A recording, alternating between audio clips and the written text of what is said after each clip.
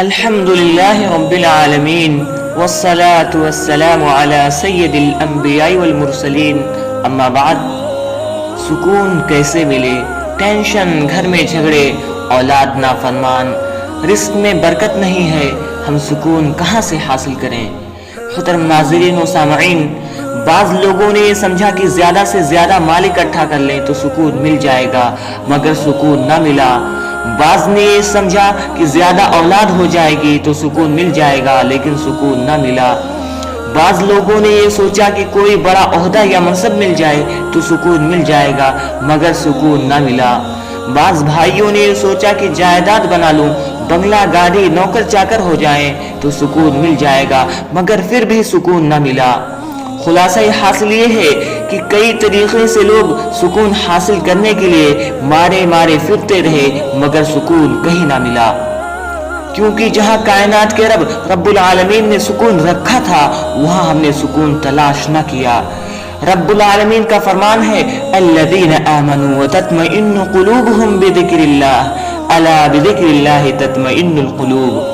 جو لوگ ایمان لائے ان کے دل اللہ کے ذکر سے اطمینان حاصل کرتے ہیں۔ یاد رکھو، اللہ کے ذکر سے ہی دلوں کو تسلی ہوتی ہے، دلوں کو سکون حاصل ہوتا ہے۔ پیارے ناظرین، اللہ تعالیٰ نے انسان کو پیدا کیا، وہ زیادہ بہتر جانتا ہے کہ اگر اسے کوئی غم ہو جائے، کوئی پریشانی ہو جائے، کوئی فکر، کوئی گھبراہٹ ہو تو اسے کیا کرنا چاہیے۔ محترم ناظرین، اس کے علاوہ جب نبی صلی اللہ علیہ وسلم پریشان ہوتے تو کیا کرتے؟ حضرت حذیفہ رضی اللہ تعالیٰ عنہ کہتے ہیں کان النبی صلی اللہ علیہ وسلم اذا حزبہ امر صلی، نبی اکرم صلی اللہ علیہ وسلم کو جب بھی کوئی معاملہ پیش آتا تو آپ نماز میں مشغول ہو جاتے۔ اس حدیث سے معلوم ہوا کہ مصیبتیں، پریشانیاں، غم دور کرنے کے لیے شرعی اسباب میں سے نماز کا بھی بہت بڑا کردار ہے۔ اس کے علاوہ نبی صلی اللہ علیہ وسلم نے فرمایا جعلت قرۃ عینی فی الصلاۃ، نماز میں میری آنکھوں کی ٹھنڈک رکھی گئی ہے۔ نماز نبی صلی اللہ علیہ وسلم کی آنکھوں کی ٹھنڈک ہے، اس لیے ہمیں چاہیے کہ ہم نماز کے ذریعے سے سکون حاصل کریں۔ محترم ناظرین، آپ مجھے بتائیں کہ اس جسم کی خوراک کیا ہے؟ جب آپ کو بھوک لگتی ہے تب آپ کھانا کھاتے ہیں، جب پیاس لگتی ہے تو پانی پیتے ہیں، مگر اس دل کی خوراک کیا ہے جس کے بارے میں رسول اللہ صلی اللہ علیہ وسلم نے فرمایا کہ جس میں ایک گوشت کا لوتھڑا ہے فَإِن صَلُحَتْ صَلُحَ الْجَسَدُ كُلُّهُ وَإِن فَسَدَتْ فَسَدَ الْجَسَدُ كُلُّهُ۔ اگر وہ صحیح ہے تو پورا جسم صحیح ہے، اور اگر وہ بگڑ گیا تو پورا جسم بگڑ گیا۔ وہ لوتھڑا کیا ہے؟ وہ دل ہے، اور دل کی خوراک کیا ہے؟ میرے پیارے ناظرین، جیسا کہ میں نے پہلے آپ کو بتایا کہ اللہ تعالیٰ کے اس فرمان کو بتایا کہ دل کی خوراک اللہ کا ذکر ہے، اس لیے میں 3-4 چیزوں کا ذکر کروں گا، یہ اپنی زندگی میں لائیے تاکہ ہم کو سکون ملے۔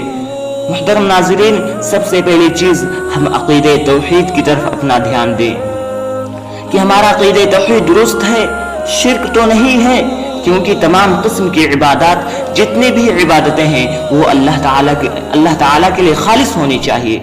نمبر 2، نماز کی پابندی کریں، کیونکہ نماز ایسا فریضہ ہے جس کے بارے میں رسول اللہ صلی اللہ علیہ وسلم نے فرمایا اگر نماز کھڑے ہو کر نہیں پڑھ سکتے تو بیٹھ کر پڑھیں، اگر بیٹھ کر نہیں پڑھ سکتے تو لیٹ کر پڑھیں، اگر لیٹ کر بھی نہیں پڑھ سکتے تو اشارے سے پڑھیں، مگر نماز پڑھیں۔ اور اللہ تعالیٰ نے قرآن مجید میں ارشاد فرمایا وَأَقِمِ الصَّلَاةَ لِلذِّكْرِ، کہ میرے یاد کے لیے نماز پڑھو۔ اور آج کتنے لوگ ہیں جو نماز ہی نہیں پڑھتے۔ تیسری چیز، اٹھتے بیٹھتے اللہ کا ذکر، صبح و شام کے اذکار، اس کو معمول بنائیں۔ اسی طرح سبحان اللہ والحمدللہ ولا الہ الا اللہ واللہ اکبر، اس کا زیادہ سے زیادہ ذکر کریں۔ اسی طرح سبحان اللہ وبحمدہ سبحان اللہ العظیم، یہ پڑھیں۔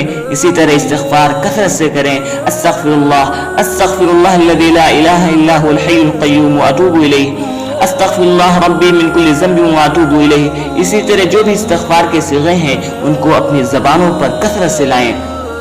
اور آخر میں آپ کو بتا دوں کہ گناہوں سے بھی بچیں، کیونکہ گناہوں کی وجہ سے انسان اللہ تعالیٰ سے بہت دور ہو جاتا ہے، اور خدا نخواستہ اگر گناہ ہو بھی جائے تو اس کے بعد نیکی کریں، کیونکہ اللہ تعالیٰ نے قرآن مجید میں ارشاد فرمایا ان الحسنات یذہبن السیئات، بے شک نیکیاں برائیوں کو مٹا دیتی ہیں۔